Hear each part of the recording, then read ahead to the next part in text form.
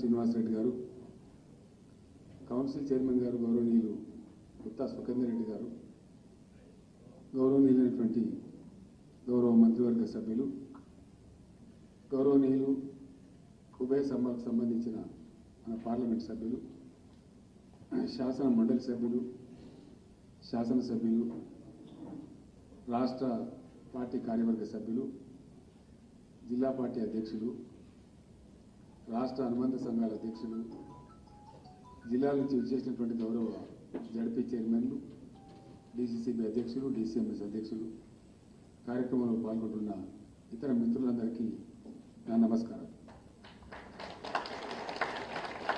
ఈరోజు తెలంగాణ గడ్డ మీద నుంచి భారత రాష్ట్ర సమితి పతాకాన్ని కొద్ది నిమిషాల క్రితమే మనం ఎగరవేశాం. దీనికి ఒక ప్రబలమైనటువంటి కారణం ఉంది. ఇది ఊరికే ఆశామాషిగా అలవోకగా ఏదో ఆవేశంలో చేస్తున్నటువంటి పని కాదు. దీని ద్వారా ఎల్లుండి సాయంత్రానికి మనం అనుకున్న కళ్ళన్నీ నెరవేర్చేది కూడా కాదు. ఇది ఒక ప్రారంభం మాత్రమే. 2001లో తెలంగాణ రాష్ట్ర ఆవిర్భావాన్ని ఆకాంక్షించి పిడికెడు మందితో గులాబీ పథకాన్ని తెలంగాణ రాష్ట్ర సమితి ఆవిర్భావాన్ని ప్రకటించి మనం ముందు కదిలినాం. చిత్తశుద్ధితో, అంకిత భావంతో, అనేక త్యాగాలతో 14-15 సంవత్సరాలు మనం జరిపినటువంటి నిరంతర కృషి వల్ల తెలంగాణ రాష్ట్రం సాకారమైంది. ఆ తదనంతరం ప్రజలు మనకు బాధ్యత అప్పగిస్తే గత 8 నుంచి 9 సంవత్సరాలుగా మనం ప్రభుత్వ కార్యకలాపాలు కొనసాగిస్తున్నాం. పిడికెడు మందితో ప్రారంభమైనటువంటి టీఆర్ఎస్ అనేక అవహేళనలు, అనేక చీత్కారాలు, భూత్కారాలు, శాపాలు, దీవెనలు, అనేక రకాల కామెంట్స్తో మనమందరం కూడా ఆ పరిస్థితులను ఎదుర్కొన్నాం. కానీ అనుకున్న లక్ష్యం వైపు స్థిరంగా బలంగా అడుగులేస్తూ పిడికెడు మంది వేలై లక్షలై ఒక ఉప్పెనలాగా విజృంభించి రాష్ట్రాన్ని సాధించుకున్నాం. ఈరోజు టీఆర్ఎస్ పార్టీగా ఈ గంట వరకు ఉన్నటువంటి మన కుటుంబ సభ్యుల సంఖ్య 60 లక్షలు. పార్టీ సభ్యులు అనేక వేలాది మంది సర్పంచులుగా, ఎంపీటీసీలుగా, మున్సిపల్ కౌన్సిలర్లుగా, ఎంపీపీ అధ్యక్షులుగా, మున్సిపల్ చైర్మన్లుగా, జడ్పీటీసీలుగా, జడ్పీ చైర్మన్లుగా, సహకార సంస్థల నాయకులుగా, రాష్ట్ర స్థాయి కార్పొరేషన్ల చైర్మన్లుగా, ఎమ్మెల్యేలు, ఎమ్మెల్సీలుగా, పార్లమెంట్ సభ్యులుగా, మంత్రులుగా పనిచేస్తూ ఉన్నాం. అంటే పిడికెడు మందితో పుట్టినటువంటి పార్టీ అనతి కాలంలో ఇంత ఎత్తుకు ఎదిగి రాష్ట్ర పరిపాలనా బాధ్యతలు స్వీకరించి అద్భుతమైనటువంటి ప్రగతి బాటలో ఈ రాష్ట్రాన్ని పెట్టగలిగాం. నేను ఒక మాట మీకు చెప్తాను. మనందరికీ చిరపరిచితమైనటువంటి సుపరిచిత అయ్యి దేశముఖి అయ్యి రమేష్ వాళ్ళని కూర్చోబెట్టండి, మన వాళ్ళని లేపు కూర్చోబెట్టండి, చైర్స్ చేసి కూర్చోబెట్టండి. Those are our friends from Maharashtra. Give them a big hand.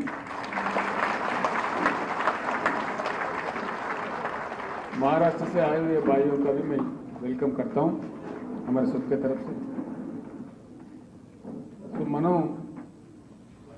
అద్భుతమైనటువంటి ప్రగతిని సాధించుకున్నాం. దేశ చరిత్రలో ఎన్నడూ ఎవరు ఊహించినటువంటి, కల్పన కూడా చేయనటువంటి అనేక సత్కార్యాలకు శ్రీకారం చుట్టి దేశానికే మార్గదర్శనం చేశాం. మన దగ్గర క్లిష్ట పరిస్థితులు, కరోనా లాంటి మహమ్మారి వచ్చి ఇబ్బందులలో ఉన్న దేశం మొత్తం రాష్ట్రాలు మైనస్లోకి పోయినా మన రాష్ట్రం, మన గ్రోత్ కూడా తగ్గింది. కానీ మైనస్లో పోకుండా 2.2% గ్రోత్తో కరోనా కష్టకాలంలో కూడా మనం ముందుకు పురోగమించాం. అంటే చాలా సౌష్ఠవంగా నిర్మాణం చేసుకున్నటువంటి, క్రమశిక్షణతో నడుపుకున్నటువంటి ఆర్థిక పరిపుష్టి, ఆర్థిక వ్యవస్థ, ఆర్థిక నియంత్రణ, పూర్తి స్థాయి క్రమశిక్షణతో ప్రభుత్వాన్ని నడిపిన విధానం అద్భుతమైన ఫలితాలు మనకు తెచ్చిపెట్టింది. నేను ఒక్కటే మాట మీకు మనవి చేస్తాను. ఉద్యమ సందర్భంలో అనేక మంది కవులు రాసినారు. పాలమూరు జిల్లా బాధలు, బొంబాయి బస్సుల గోదలు, అక్కడ జరిగినటువంటి పరిస్థితులు, గంజి కేంద్రాలు, ఆ పాలమూరులో ఊర్లు పాడివైపోయినాయని, పల్లెలు ఎడారులైనాయని, పల్లె పల్లెలో పల్లేరులు మొలిసే పాలమూరులో అన్నటువంటి పాట మనం విన్నాం. నిజంగా నేను దళిత బంధు కార్యక్రమం కోసం పాటలు రాసే టైంలో మన కవి గోరెటి వెంకన్న గారు, ఇతర కవి మిత్రులు, మన సాహిత్యంద్ గారు, రసమై బాలకృష్ణ గారు చాలామంది కూర్చొని రాస్తా ఉన్నాం. రాసే టైంలో పాలమూరు విషయం జ్ఞాపకం వచ్చి నేనే చెప్పిన నీ లైన్ కూడా రాయండి, ఇప్పుడు బాగుంటుంది. ఆ మార్పు వచ్చింది పాలమూరులోంచి. పల్లె పల్లెలో పల్లేర్లు మొలిసే పాలమూరులో రాసుకున్నటువంటి పాడుకున్నటువంటి పాటలు పోయి బ్రహ్మాండంగా పెండింగ్ ప్రాజెక్టులన్నీ వడివడిగా పూర్తి చేసి, మిషన్ కాకతీయతోని చెరువులన్నీ నింపి, పన్నీటి జలకమాడి పాలమూరు తల్లి పచ్చ బయట కప్పుకున్నదని రాశారు. పల్లేరు గాయల నుంచి పచ్చని పంట చేలతోని పాలమూరు తల్లి ఈరోజు బయట కప్పుకొని ఆనందంగా పరవశిస్తుందని చెప్పి రాశారు. మన గద్వాల ఎమ్మెల్యే కృష్ణమోహన్ రెడ్డి గారి తండ్రికి సంబంధించిన కార్యక్రమానికి నేను గద్వాల వెళ్తే కావాలని చెప్పి ఆ శాసనసభ్యులను, గౌరవ మంత్రివర్యులను, ఆ జిల్లా నాయకులను బస్సులో నాతో పాటు కూర్చోబెట్టుకొని హైదరాబాద్ నుంచి గద్వాల వరకు కావాలని చెప్పి ప్రయాణం చేసినాం. ఆ కోతలు కోసే మిషన్లు, హార్వెస్టర్లు, వరి కుప్పలు, ఆ ధాన్యం రాశిని చూసి చాలా సంతోషపడ్డాం. గతంలో ప్రొఫెసర్ జయశంకర్ గారు, నేను అనేక సందర్భాల్లో తిరుగుతూ పాలమూరులో చివరికి అడవి కూడా బక్కబడ్డదా, చెట్లు బక్కబడ్డాయని చెప్పి బాధలు పడ్డాం. కృష్ణా తుంగభద్ర మధ్య ఉండేటువంటి నడిగడ్డలో దుస్థితిని చూసి కళ్ళ నీళ్లు పెట్టుకున్నాం, ఏడ్చినాం బిడ్డలు. నల్గొండ జిల్లాలో కూడా ఫ్లోరైడ్ నడుము వంగిపోయిన పిల్లలను చూసి మునుగోడు, దేవరకొండ ఆ ప్రాంతాలలో కూడా కళ్ళకు నీళ్లు పెట్టుకున్నాం. అట్లా అనేక రకాల పరిస్థితులను అధిగమించి దేశానికి ఒక అద్భుతమైన మార్గదర్శనం.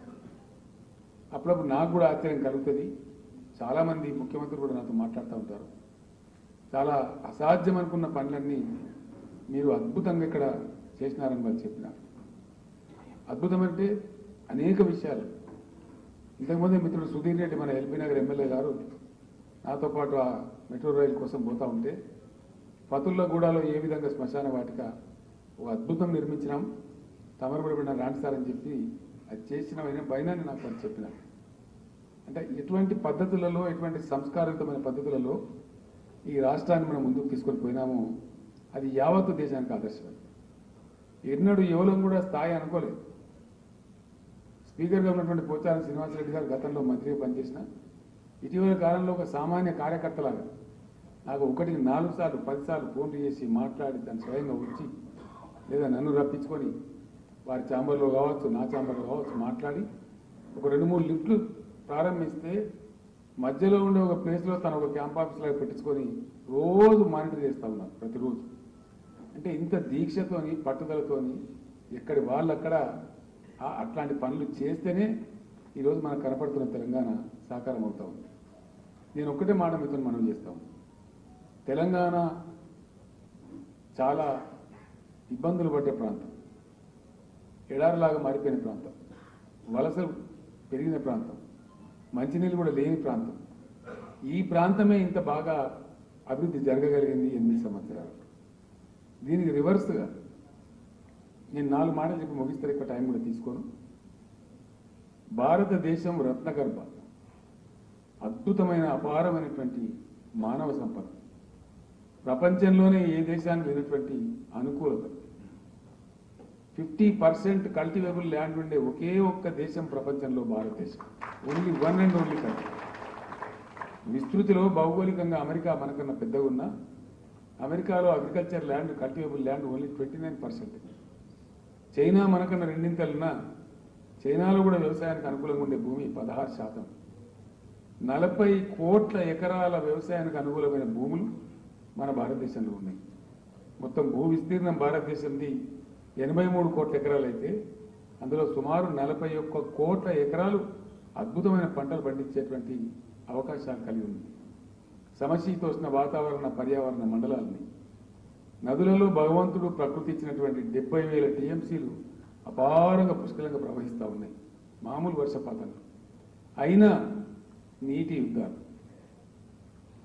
రాష్ట్రాల మధ్య పంచాయతీలు, ఎడతెరిపి లేని దశాబ్దాల తరబడి కొనసాగే దిక్కుమాలినటువంటి ట్రిబ్యునల్. ఎందుకు ఈ గోస? ఎందుకు కావేరీ జలాల కోసం తమిళనాడు కర్ణాటకలో పోరాటం జరగాలి? Why Telangana, why Kaveri, why Tamil Nadu and Karnataka should fight for Kaveri water? Is there no water in this country? This country has lots of water. ఇప్పుడే నాగేశ్వరరావు గారు చెప్పినారు, కేంద్ర ప్రభుత్వం ఒక వాటర్ బిల్ అని తెస్తే నేను నాగేశ్వరరావు గారు చెప్పిన, నాగేశ్వరరావు గారు మీరు ఇది మాట్లాడండి, చెన్నై అద్భుతమైనటువంటి చారిత్రక నగరం, ఒక బకెట్ నీళ్ళ కోసం బాధపడే నగరం. తన్నీర్ అని చెప్పి అక్కడ ఒక మణిరత్నం అనుకుంటే బహుశా డైరెక్టర్ బాలచంద్రన్ ఒక డైరెక్టర్ తన్నీర్ అని ఒక సినిమా తీస్తే ప్రపంచమంతా సూపర్ హిట్ అయింది. ఒక బకెట్ నీళ్ళ కోసం చెన్నై నగరం పడే బాధ ఎందుకు పడాలి? నేను నాగేశ్వరరావు గారు చెప్తే వారు చాలా చక్కగా మాట్లాడినారు హౌస్లో, పార్లమెంట్లో. We should all feel ashamed why a historical town like Chennai is suffering for a bucket water. అని వారు మాట్లాడితే ఎంటైర్ పార్లమెంట్ వారికి తిరిగి చూసిన తర్వాత మాట్లాడినారు.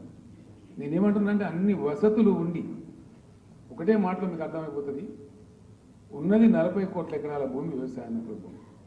ప్రతి ఎకరానికి నీళ్లు కడుపు నిండా ఇస్తే కూడా 30 నుంచి 32,000 టీఎంసీ. ప్రతిదీ పొలం కాదు, 40 కోట్ల ఎకరాలు పొలమే పండిస్తేనేమో 40,000 టీఎంసీలు కావాలా, మిక్స్డ్గా పండిస్తే అది ఇది కలిపి 30,000 టీఎంసీలతోనే అద్భుతంగా జరిగిపోతుంది. పూర్తిగా అద్భుతమైనటువంటి పంటలు పండించే అవకాశం ఉంటుంది. అది పోను మంచినీళ్ళ కోసం, పరిశ్రమల కోసం మరొక 10,000 టీఎంసీలు వాడినా ఇంకొక 40,000 టీఎంసీలు మిగులు జలాలు భారతదేశం.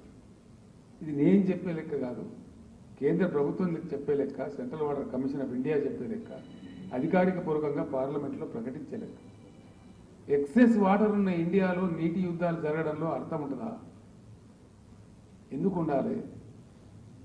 ఇంత సుసంపన్నమైన పంటలు పండే భూములుండి, చాలా అద్భుతమైనటువంటి ఆగ్రో క్లైమేటిక్ కండిషన్స్ ఉండి, 70,000 టీఎంసీల నీళ్లు నదులలో ప్రవహించేటువంటి అవకాశం ఉంది, పనిచేయగలిగే సుమారు 139 కోట్ల జనం ఉండి, ఎందుకు ఆకలి ఇండెక్స్లో మన పరిస్థితి? ఆకలి బాధలు ఉండదు ఈ దేశంలో. ఎందుకు రైతులు 10 నెలలు, 12 నెలలు, 13 నెలలు ఎందుకు ధర్నా చేయాలి దేశ రాజధానిలో? ఈ దుస్థితి ఎంతకాలం కొనసాగుతుంది? ఈ స్టోరీలు ఎంతకాలం వినాలి? చాలా ఉద్యమాలు వచ్చినాయి, సాయుధ పోరాటాలు వచ్చినాయి, నక్సలైట్ ఉద్యమాలు వచ్చినాయి, తీవ్రవాదం వస్తూ ఉంది, ఇంకా రకరకాల హక్కుల పోరాటాలు జరుగుతూ ఉన్నాయి. ఎంతకాలం, ఎన్ని దశాబ్దాలు ఈ రకమైన పరిస్థితి జరుగుతుంది? నేను మీ అందరినీ ప్రార్థించేది ఒకటే, నాటి నుంచి నేటి వరకు ప్రతి సందర్భంలో నేను మీ అందరికీ చెప్తూ ఉన్నాను, రాజకీయాలు అంటే ఈరోజు ఏమైపోయిందంటే ఒక పార్టీ ఎన్నికలు గెలవడము, ఓడిపోవడం, ఫక్తు ఎన్నికలు గెలిచేటువంటి పద్ధతే రాజకీయం అయిపోయింది. వాస్తవానికి ప్రజాస్వామ్యంలో ప్రజల ఆకాంక్షలు అనుకున్నట్టుగా ఫలించాలంటే ఎన్నికలలో గెలవవలసింది పార్టీలు కాదు, ఎన్నికలలో ప్రజలు గెలవాలి, ప్రజల ప్రతినిధులు గెలవాలి, వాళ్ళు ప్రజల కోసం పనిచేయాలి. ఆ పరివర్తన కోసం ఈరోజు ఉద్భవించిందే బీఆర్ఎస్ అని చెప్పి మనం చేస్తాం. ఇప్పుడు కూడా మళ్ళీ మనం చాలా మంది చులకన చేసి మాట్లాడతాం, తప్పకుండా మాట్లాడతారు, అది సహజం. ఎప్పుడో కొత్త శక్తి ఆవిర్భావం అయినా పాత శక్తులన్నీ కట్టగట్టుకొని కూడా మనం దాడి చేస్తాం. దానికి మనం సిద్ధంగా ఉండాలని చెప్పి మనం చేస్తాం. రకరకాల మాటలు మాట్లాడతారు, అవి అనుభవాలు మనకు కొత్తవి కావు, పాత అనుభవాలు. అవన్నీ అధిగమించే మనం రాష్ట్ర సాధన చేసినాం, ఇంత దూరం రాగలిగినాం. ఈరోజు భారతదేశంలో కూడా ఎవరో ఒకరు ఎప్పుడో ఒక సందర్భంలో నడుము కట్టకపోతే, ఎవరో ఒకరు చైతన్య దీపం వెలిగించకపోతే ఈ కారు చీకటి ఇట్లాగే కొనసాగుతూ ఉంటుంది. అనేకమైన విషయాలని నేను చెప్తూ పోతే చాలా ఉంటుంది. మీ అందరికి నేను మనవి చేసేది ఒకటే, సమావేశానంతరం సభలో ఉన్న మనందరికీ, ముఖ్య నాయకులందరికీ కూడా ప్రగతి భవన్లో లంచ్ ఏర్పాటు ఉంది. దీని తర్వాత ఇమీడియట్గా అక్కడికి వెళ్దాం, అక్కడ అందరం లంచ్ స్వీకరించుదాం. 14వ తేదీ కూడా మంచి ముహూర్తం ఉంది కాబట్టి మనం ఢిల్లీలో మన కార్యాలయాన్ని కూడా ప్రారంభించుకుంటూ ఉన్నాం. కానీ మీరందరూ కూడా ప్రతి ఒక్కరు దయచేసి 13వ తేదీ సాయంత్రానికి లేదా 14వ తేదీ ఉదయానికి ఫ్లైట్లు చాలా బిజీ ఉన్నాయి కాబట్టి ఒక డే బిఫోర్ అయినా సరే చేరుకొని అందరం ఢిల్లీకి పోవాలి. మనందరం పండగలాగా బ్రహ్మాండంగా అక్కడ కేంద్ర కార్యాలయాన్ని ప్రారంభించి మన కార్యకలాపాలు స్టార్ట్ చేస్తాం. నేను ఒక్కటే మాట మనవి చేస్తా ఉన్నా, ప్రయత్నం చేస్తే తెలంగాణలో జరిగిన లాంటి ప్రయత్నమే జరిగితే, సిన్సియారిటీ ఉంటే, కమిట్మెంట్ ఉంటే, అమెరికాను మించి అమెరికాను తలదన్నేటువంటి ఆర్థిక వ్యవస్థగా భారతదేశం రూపుదాల్చుతుంది. సహజ వనరుల్ని వాడుకోవటం లేదు, భగవంతుడు ఇచ్చినటువంటి సహజ వనరులు. హ్యూమన్ క్యాపిటల్ ప్రపంచంలో ఏ దేశానికైనా ఉండేది అత్యంత విలువైనటువంటిది మానవ సంపద. 52% యువత కలిగి ఉన్న దేశం భారతదేశం. ప్రపంచంలో ఏ దేశానికి లేదు. వాళ్ళని నిర్వీర్యం చేస్తా ఉన్నాం, వాళ్ళని మతోన్మాదనం చేస్తా ఉన్నాం, మనందరం గుడ్లప్పగించి చూస్తూ ఉన్నాం. ఈ దుస్థితి ఇట్లే కొనసాగితే చాలా భయంకరమైన పరిణామాలు వస్తాయి దేశంలో. ఎక్కడనో ఒక ప్రారంభం దీనికోసం కావాలి, ఎక్కడనో నాంది ప్రస్తావన జరగాలి. తప్పకుండా డెఫినెట్గా అది మన నుంచి ప్రారంభం కావడం అనేది ఈ సందర్భంలో నాకు చాలా గర్వంగా ఉంది. 100కు 100% దేశాన్ని ఎడ్యుకేట్ చేయడం, అన్ని రకాలుగా ముందుకు పోవడం, తప్పకుండా ప్రజలకు ఎట్లెట్ల విషయాలు తెలుస్తాయో, తెలంగాణ ఉద్యమంలో మనం ఎట్లెట్లయితే చూసినామో అట్లనే దేశంలో కూడా పరివర్తన మనం చూడబోతాం. ఉత్తమమైనటువంటి గుణాత్మకమైనటువంటి మార్పు కోసం, ఉత్తమమైనటువంటి ఉన్నత స్థాయికి చేరుకునేటువంటి ఆర్థిక పరిపుష్టి కోసం అద్భుతమైనటువంటి రైతాంగం ఉండి మనం ఇవాళ మెక్డొనాల్డ్ బర్గర్లు, పిజ్జాలు తింటూ ఉన్నారు మన పిల్లలు. వాస్తవానికి మనకున్న భూములకు, మనకున్న నీళ్లకు, మనకున్న రైతులకు వరల్డ్స్ లార్జెస్ట్ ఫుడ్ చైనే ఇండియాలో ఉండాలి. అట్లాంటి డిమాండ్ రావాలి. చాలా చాలా చాలా అవకాశాలు మెండుగా పుష్కలంగా ఉన్నాయి, అందరికీ ఉన్నాయి. కాబట్టి దయచేసి నేను మీ అందరితో ప్రార్థించేది, అంకిత భావంతో మనం ఏదైతే పనిచేసినామో అదే భావంతో డెఫినెట్గా మనం ముందుకు పోతాం. 2 మాటలు చెప్పి నేను ముగిస్తాను.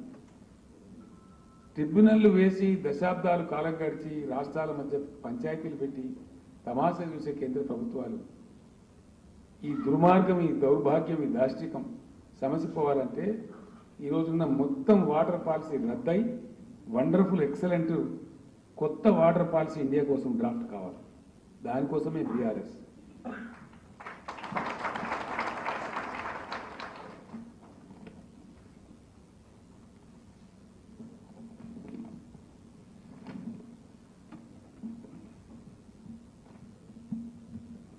చాలా చాలా విషయాలు ఉన్నాయి. కొన్ని స్థూలంగా ఒక మాట నేను చెప్తాను. ఆర్థిక విధంగా కూడా మనం అనేక రంగాలుగా పురోగమించే అవకాశం ఉంది. ఉజ్వలమైనటువంటి ఉచ్చస్థాయికి చేరుకునే సంపూర్ణ అవకాశాలున్న దేశం తప్పుడు విధానాలు అవలంబించడం వల్ల విలవిల్లాడుతూ ఉంది. ఫారిన్ ఎక్స్చేంజ్ నిధుల కోసం ఆవురావురమని బాధలు పడతా ఉంది. ఆ నిల్వలు కరిగిపోతూ ఉన్నాయి. అమెరికన్ డాలర్ ముందు మన రూపాయి విలువలబోతా ఉంది. 82-83 రూపాయలకు పడిపోయిందంటే అంతకన్నా హీనం దీనం ఇంకోటి ఉండదు. కాబట్టి definitely India needs to drop a new economic policy to the country, a new water policy to the country. అద్భుతంగా 4 లక్షల మెగావాట్ల విద్యుత్ ఉత్పత్తి సామర్థ్యం ఉన్న దేశంలో అపారమైన నీళ్ల సంపద, అపారమైన బొగ్గు, అపారమైన సోలార్ ఇన్సిడెంట్స్, అంటే సహజంగా వచ్చేటువంటి కరెంటు వాడుకునే అవకాశాలు కూడా ఏ దేశంలో లేనంత అవకాశం మన దగ్గర ఉంది. ట్రెమండస్ సోలార్ ఇన్సిడెంట్స్ ఉంది. అద్భుతమైన నదులు ఉంది. జల విద్యుత్ ఇంకో 1,00,000 మెగావాట్ ఉత్పత్తి చేసుకునే అవకాశం ఉంది. ఇన్ని అవకాశాలుండి దేశంలో ప్రజలకు కరెంటు దొరకదు. నదులలో నీళ్లుండి మంచినీళ్ళు దొరకవు. ఇంకా దీని మీద తమాషాలు, స్టోరీలు, కథలు మనం వినాలి. ఎన్ని రోజులు విందాం? నీళ్లు ఉంటాయి, మనకు రావు. సంపద ఉంటుంది, మనకు రాదు. కరెంటు మనకి ఇయ్యంగా ఇంకా పక్క దేశాలకు ఇచ్చేంత అవకాశం ఉంటుంది, కానీ మనకే గతి ఉంటుంది. అదేవిధంగా new power policy will be drafted for the country. And రైతాంగం నెలల తరబడి ధర్నాలు చేసే దిక్కుమాలిన పరిస్థితులు. ఖచ్చితంగా ఉజ్వలమైనటువంటి ఉన్నతమైనటువంటి రైతాంగం ఉంది. చాలా గొప్పగా ఈ దేశాన్ని ముందుకు తీసుకొని పోవాలంటే country needs to draft a new agriculture policy to the country. అట్లానే న్యూ ఎన్విరాన్మెంటల్ పాలసీ. తెలంగాణకు హరితహారం పేరిట గొప్ప హరిత విప్లవాన్ని మనం తెచ్చాం.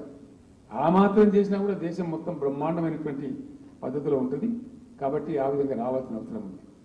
దళితులు, గిరిజనులు, బీసీలలో నిరుపేదలు, ఓసీలలో ఉన్న నిరుపేదలు అనేక దశాబ్దాల నుంచి వాళ్ళు నలిగిపోతూ ఉన్నారు. కంట్రీ ఎకానమీ లివరేజ్ అయినప్పుడు, అందరికీ దొరుకుతుంది. కంట్రీలో ఎకానమీ లెవరేజ్ కానప్పుడు దొరకదు. దానికోసమే న్యూ ఎకనామిక్ పాలసీ అని నేను చెప్పింది. వీకర్ సెక్షన్ అప్లిఫ్ట్మెంట్ కోసం నూతన పందా మన దళిత బంధు లాంటిది రకరకాల పద్ధతులలో రావాల్సినటువంటి అవసరం ఉంటుంది. వీకర్ సెక్షన్ అప్లిఫ్ట్మెంట్ పాలసీ కూడా దేశానికి కొత్తగా రచన జరగాలి. ఆ కొత్త పుంతలు దేశం తొక్కాలి. ఉమెన్ ఎంపవర్మెంట్, ఏ దేశంలో ఏ సమాజంలో మహిళల పాత్రను అన్ని రంగాల్లోకి ఇన్వైట్ చేస్తూ ఉన్నారో ఆ సమాజాలు గొప్పగా ముందుకు పోతున్నాయి. మన దగ్గర మార్కెట్ కమిటీ చైర్మన్గా గతంలో మహిళలు లేరు. మన ప్రభుత్వంలో పెట్టినాం. బ్రహ్మాండంగా పనిచేస్తూ ఉన్నారు. పురుషులకు సమానంగా వాళ్ళకంటే మంచి కూడా పనిచేసే మహిళలు కూడా ఉన్నారు. అనేక రంగాల్లో వచ్చినారు. కాబట్టి న్యూ ఉమెన్ ఎంపవర్మెంట్ పాలసీ కూడా మనం డ్రాఫ్ట్ చేయబోతాం. అందరికీ విద్య, వైద్యం, కనీస వసతులు అందడానికి అవసరమైనటువంటి ప్రాథమిక అవసరాల మీద కూడా, ఇన్ఫ్రాస్ట్రక్చర్ క్రియేషన్ మీద కూడా కొత్త పాలసీని మనం డ్రాఫ్ట్ చేయబోతాం. వీటికి సంబంధించి ఒక 4 సుప్రీంకోర్టు మాజీ జడ్జీలు, అనేక మంది, వందల మంది మాజీ ఐఏఎస్ అధికారులు, ఆర్థిక శాస్త్రవేత్తలు ఆల్రెడీ నాతో మాట్లాడుతూ ఉన్నారు. వాళ్ళకి నేను పని కూడా చెప్పడం జరిగింది. వీటి రచన కూడా డ్రాప్లో జరుగుతూ ఉంది. ఈ పాలసీలన్నీ కూడా రాబోయే కొద్ది వారాలలో దేశం ముందు, దేశ ప్రజల ముందు పెట్టి మనం అద్భుతంగా ముందుకు పురోగమిస్తాం, ముందుకు పోతాం. ఆ రకంగా ఈ దేశాన్ని ఒక మంచి మార్గం పట్టించడానికి, నూతన ఆలోచన, నూతన ఉరవడి సృష్టించడానికి, రాజకీయాలంటే ఎన్నికలు మాత్రమే కాదు, ఎన్నికలు గెలవడమే కాదు, రాజకీయాలలో ఎన్నికల ద్వారా ప్రజలు గెలవాలి, ప్రజల అభిప్రాయం గెలవాలి, ప్రజాస్వామ్యం పరిపుష్టం చెందాలి అనే పద్ధతికి శ్రీకారం చుట్టబడాలి. అదేవిధంగా రాష్ట్ర హక్కులు, కేంద్ర హక్కులను కాకుండా దేశమే ఏకోన్ముఖంగా అద్భుతమైనటువంటి రచనకు, అద్భుతమైన ప్రగతికి బాటలు వేసేటువంటి ఆలోచన సరళి ఈ భారతావనిలో మేలుకొల్పాలి. తప్పకుండా ఫెడరల్ స్ఫూర్తి, ఈ నియంత్రిత ధోరణి పోవాలి, ఫెడరల్ స్ఫూర్తి కొనసాగాలి.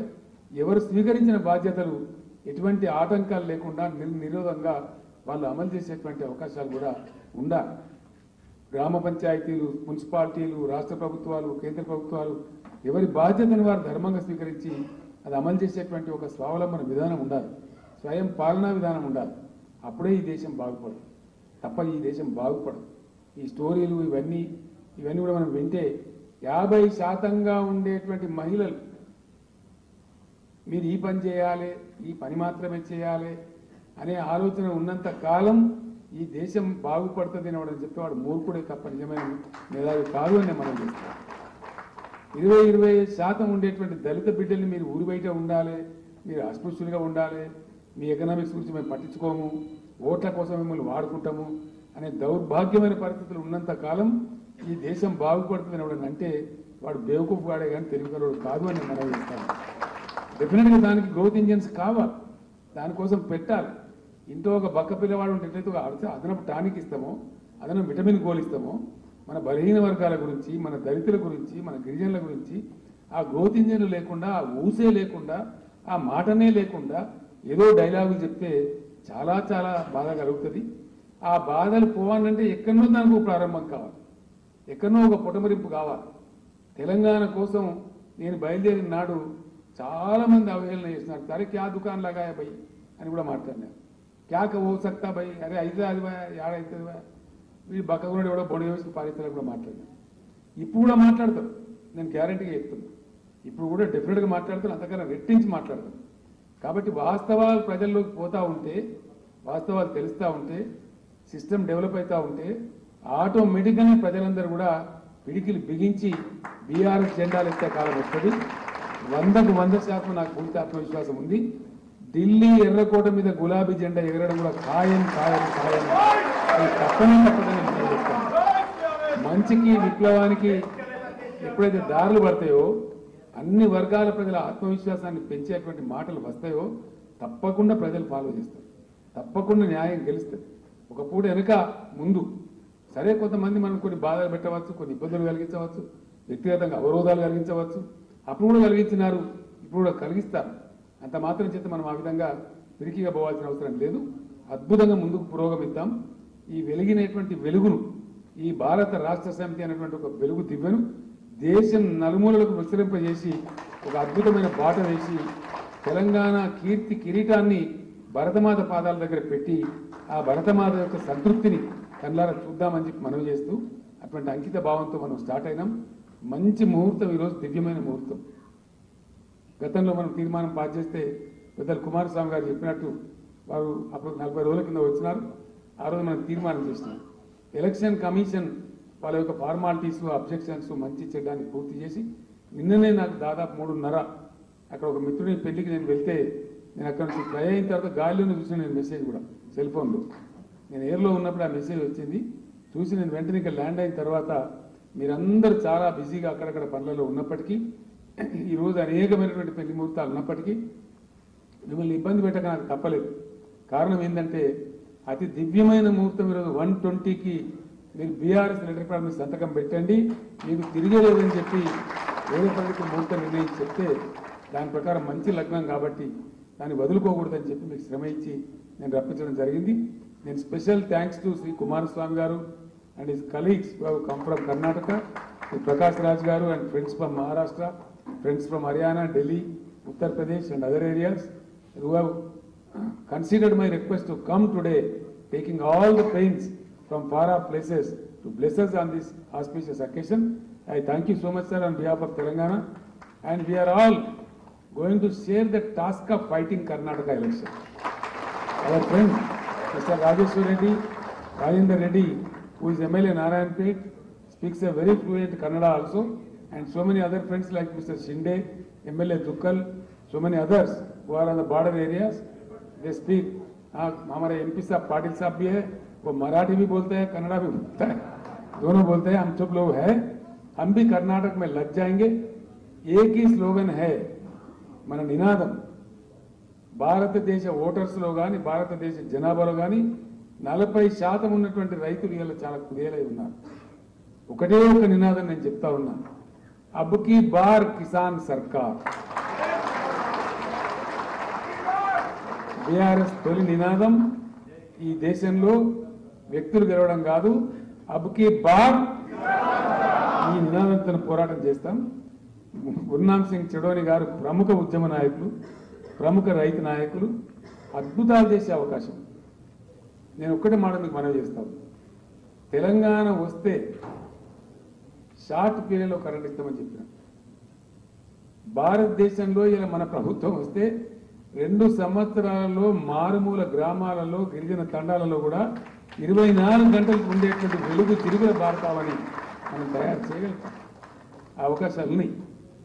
అద్భుతమైనటువంటి పద్ధతిలో ముందుకు పోగలుగుతాం. సంవత్సరానికి ఒక 25 లక్షల మంది కుటుంబాలకు, దళిత బిడ్డలకు భారతదేశవ్యాప్తంగా కూడా దళిత బంధు కార్యక్రమాన్ని ఇంప్లిమెంట్ చేయగలుగుతాం. అట్లానే రైతు బంధు కార్యక్రమాన్ని ఇంప్లిమెంట్ చేయగలుగుతాం. మన ఎజెండా అంతా కూడా ప్రజల ముందు పెట్టి I extend my warm thanks, heartful thanks to Sri Kumaraswamy garu. As he went back from the last meeting from Telangana to Karnataka, he was kind enough to announce to the people of Karnataka that we are going to implement all the government schemes of Telangana which are implemented today. Sir, we will all come on behalf of you to Karnataka and explain to the people what is Raitu Bandhu, what is Dalita Bandhu, what is Mission Bhagirath, how we can bring water from the rivers. All that we will explain, we will stand by you, and we will see you as a future Chief Minister of Karnataka. May God bless you. We will ask we will work very hard for you. We promise you that we will all come and join in your war. Definitely. నోరు మంచుకుంటే ఊరు మంచుకుంటుంది అంటారు. పోయినసారి నేను కర్ణాటకకు పోయినాను. దేవేగౌడ గారు పెద్దలు వారు మన పోరాటంలో వారు మనకు మద్దతు ఇచ్చినారు. వారిని గెలవడానికి వారి బ్లెస్సింగ్స్ కోసం నేను పోయినాను. వారికి ఫోన్ చేసి పిలిస్తే పోయినాను. పోయి వెళ్ళిన తర్వాత కుమారస్వామి గారు నేను దాదాపు 2-3 గంటలు we discussed for 2-3 hours. We got down. Mr. Prakash Raj was also there with me. We went both together. Then after coming down, the press was there. I told the press, it may not be a surprise that again I come back to Bangalore to attend the swearing-in ceremony of Mr. Kumaraswamy as Chief Minister. And I was నేను చెప్పినట్టే నా మాటను భగవంతుని దయను వారు ఇమీడియట్గా అక్కడ ముఖ్యమంత్రి అయినారు. ఇప్పుడు నేను మనసారా చెప్తా ఉన్నా, డెఫినెట్గా అన్ని రకాల ప్రయత్నాలు చేసి progressive persons, progressive leaders wherever they come, the people will be benefited. The people of Karnataka are definitely going to be benefited with the blessings of our Honorable Devagowda ji and under the dynamic leadership of Sri Kumaraswamy Garu, I have no iota of doubt. Please go ahead, sir. We are all with you. The BRS also will establish its roots in Karnataka and they will follow you. They will support you by all means. This is my assurance to you. ఈ రకంగా ముందు మనం దశలో వెంటనే కార్యక్రమాలు కొన్ని తీసుకునేవి ఉన్నాయి. దానికోసం రచన అంతా జరుగుతూ ఉంది, కార్యక్రమం అంతా జరుగుతూ ఉంది. నిన్నటి వరకు నేను చాలా ఈగర్గా వెయిట్ చేస్తూ ఉన్నా. ఏది మాట్లాడినా మన పార్టీ పేరు ఏదంటే ఇంతకుముందు తెలంగాణ రాష్ట్ర సమితి. ఆ రోజు మనకు అది సమంజసం, ఆ రోజు అది అవసరం. ఈరోజు దేశం కోసం అవసరమైనప్పుడు మీ పేర్లనే తెలంగాణ ఉందన్నా మేము పనిచేయాలనుకుంటామని చాలామంది ఇతర రాష్ట్రాల మిత్రులు చెప్పినారు. ఒక బ్యారియర్ తీయండి, మేమంతా వస్తామని చెప్పినారు. ఈరోజు దేశం గురించి మనం ఏదైనా మాట్లాడడానికి బ్రహ్మాండమైన అవకాశం ఉంది. విపులంగా ఢిల్లీలో జరిగే ప్రెస్ కాన్ఫరెన్స్లో నేను దేశం ముందు చాలా సమస్యలు పెడతాను. 14th once again I request all of you to be present in Delhi. అందరిలో ముందే చేరుకొని మనం అక్కడ కార్యాలయం ప్రారంభించుకొని గొప్పగా మనం వద్దాం. మన నూతన కార్యాలయం కూడా నిర్మాణం కూడా జరుగుతూ ఉంది. అన్ని స్లాబ్లు అయిపోయినాయి, బ్రిక్ వర్క్ జరుగుతూ ఉంది. రాబోయే 2-3 నెలల్లో మన R&B మినిస్టర్ ప్రశాంత్ రెడ్డి గారి నేతృత్వంలో మన సొంత బిల్డింగ్ కూడా ఢిల్లీలో కంప్లీట్ అయిపోతుంది. అప్పుడు బ్రహ్మాండంగా ఇంకా కార్యకలాపాలు మరింత బలంగా చేయగలుగుతామని తెలియజేస్తూ ఈ శుభ సందర్భంలో భారతదేశానికి ఒక అద్భుతమైన మార్గదర్శనం చేయడం కోసం నడుం బిగించినటువంటి ఈ శుభ సందర్భంలో నాతో పాటు కంకరదారులైన మీ అందరికీ పేరు పేరున నేను ధన్యవాదాలు తెలియజేస్తూ సెలవు తీసుకుంటా ఉన్నా. జై భారత్, జై